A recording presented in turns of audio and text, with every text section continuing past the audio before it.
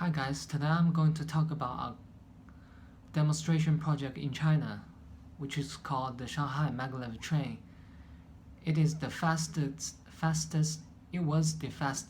commercial use electric train in the world.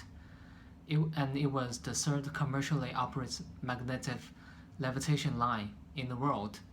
The 19-mile system with operating speed of 270 miles per hour, which is 434 kilometers an hour, has been in revenue service since the early 2001.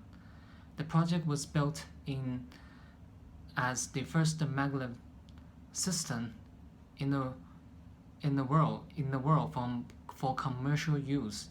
The construction time was extremely short. The total construction time was less than 1 year to complete.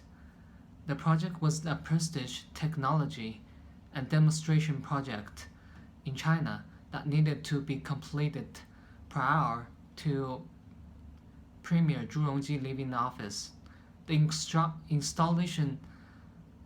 investment cost was relatively high due to several reasons. For example, it's the first installation in the world, and the challenge construction schedule, and also the maglev system was built in urban landscape because it's in the medium level earthquake zone and the poor soil conditions.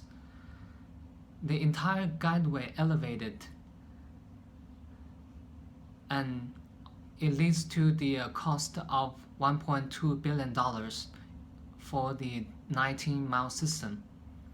The completion of this project its upcoming extension and the plans to install Transrapid in Munich, Germany, and probably future in the United States.